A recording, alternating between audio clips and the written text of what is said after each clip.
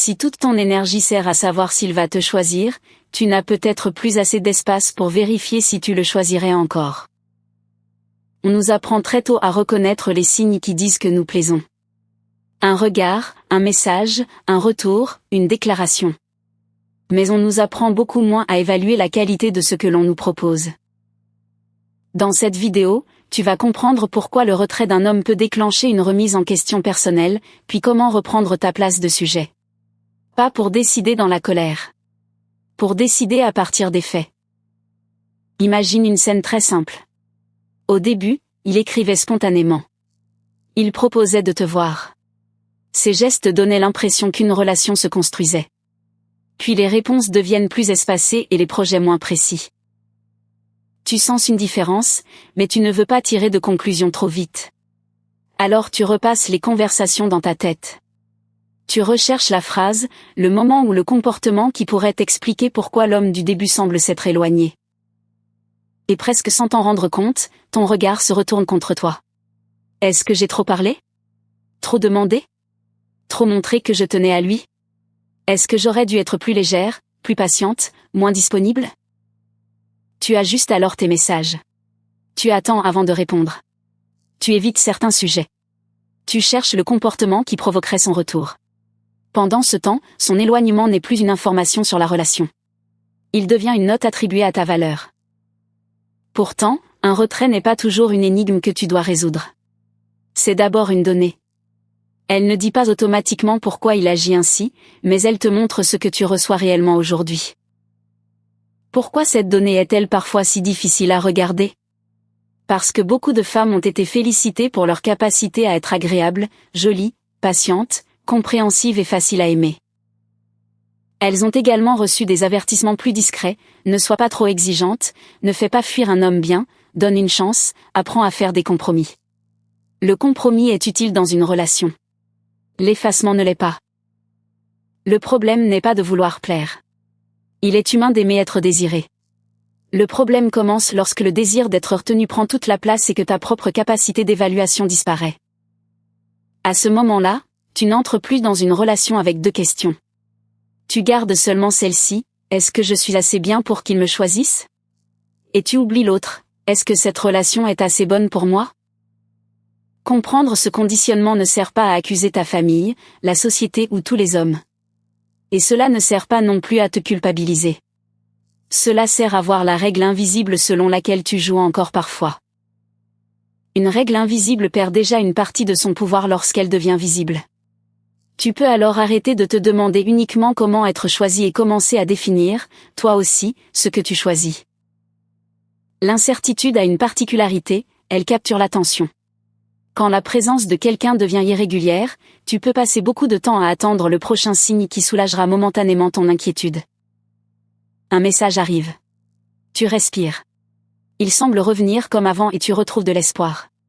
Mais si rien de structurel ne change, ce soulagement ne construit pas la relation. Il relance seulement l'attente du signe suivant. Peu à peu, son comportement devient le miroir dans lequel tu mesures ta valeur. Lorsqu'il s'approche, tu te sens désirable. Lorsqu'il se retire, tu cherches ce qui ne va pas chez toi. Ta stabilité dépend alors de ces mouvements. Reprendre ta décision ne signifie pas nier tes sentiments. Cela signifie remettre les informations au centre. Tu peux être attaché à quelqu'un et constater en même temps que sa manière de participer à la relation ne te convient pas. Deux vérités peuvent coexister, tu peux aimer une personne, et ne pas aimer la relation qu'elle est capable de construire avec toi aujourd'hui. Cette distinction t'évite de transformer tes sentiments en obligation de rester. Première distinction, être voulu n'est pas nécessairement être respecté. Quelqu'un peut avoir peur de te perdre, aimer ton attention ou désirer ta présence, tout en continuant à dépasser tes limites ou à minimiser ce qui te blesse. Deuxième distinction, un retour n'est pas automatiquement un changement. Revenir signifie revenir. Changer signifie comprendre ce qui a abîmé la relation, prendre sa part et poser des actes différents dans la durée. Troisième distinction, le désir n'est pas la construction. Une alchimie peut être forte. Les retrouvailles peuvent être intenses. Mais une relation se construit aussi entre ces moments, dans la continuité, les décisions et la place donnée aux liens. Quatrième distinction, son potentiel n'est pas la relation présente. Tu peux voir ce qu'il pourrait devenir, comprendre ses peurs et imaginer ce que vous pourriez construire. Mais tu vis avec ses actes actuels, pas avec la meilleure version possible de lui. Ces distinctions ne servent pas à condamner quelqu'un. Elles servent à ne plus confondre ce que tu ressens, ce qu'il promet et ce qui existe. Une décision lucide commence quand ces trois choses sont regardées séparément. Pour évaluer une relation sans chercher la perfection, je te propose 4 repères simples: la constance, la clarté, la capacité à réparer et la place réelle. Il ne donne pas une note à l'homme. Il t'aide à voir la relation. La constance ne signifie pas envoyer le même nombre de messages chaque jour. Elle signifie que sa présence, son investissement et son intérêt ne disparaissent pas dès que la séduction est acquise ou qu'une difficulté apparaît. Par exemple, un homme peut avoir une semaine très chargée et moins écrire. La constance se voit dans sa manière de prévenir, de maintenir le lien et de revenir vers le projet commun sans te laisser porter seul toute la continuité. La clarté signifie que tu n'as pas besoin de traduire chaque silence ou de deviner la nature de la relation. Ses paroles sont compréhensibles, et surtout, elles correspondent suffisamment à ses actes pour que tu puisses t'orienter. Dire un jour qu'il veut quelque chose de sérieux ne suffit pas si, pendant des mois, aucune décision ne suit. La clarté ne repose pas seulement sur une phrase rassurante.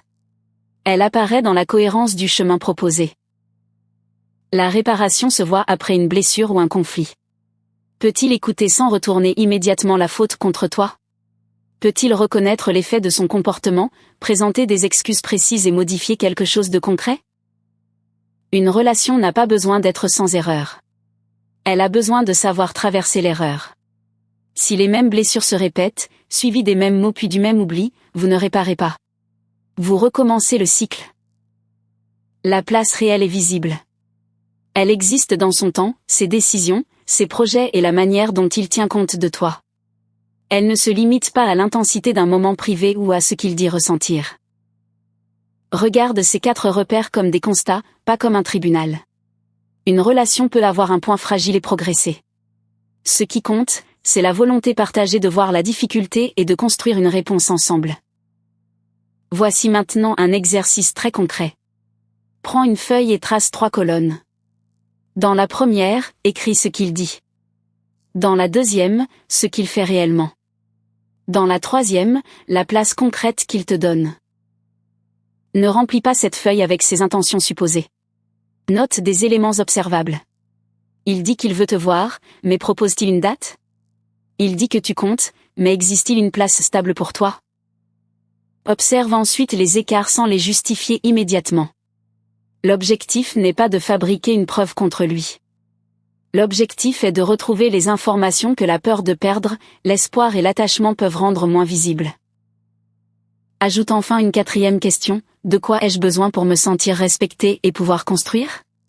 Tes critères ne sont pas des caprices lorsqu'ils protègent ta dignité, ta stabilité et ta capacité à rester toi-même. Puis pose-toi la question centrale: si je n'avais pas peur qu'il parte, est-ce que je choisirais encore cette relation telle qu'elle existe aujourd'hui? Pas son potentiel. Pas le début. Pas la promesse. La relation d'aujourd'hui. Tu n'es pas obligé de répondre immédiatement. Une réponse honnête peut demander du temps.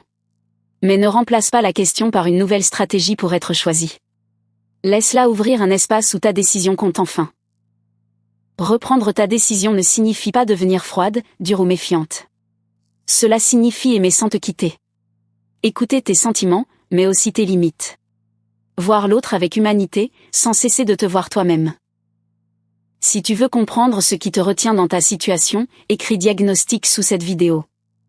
Le diagnostic amoureux t'aide à identifier les mécanismes répétés, les comportements minimisés et les critères dont tu as besoin pour choisir avec plus de lucidité. Tu n'es pas seulement la femme qui attend une réponse. Tu es aussi celle qui observe, qui comprend et qui décide. Comprendre avant de choisir. Choisir avant de souffrir. Rester femme. Rester soi.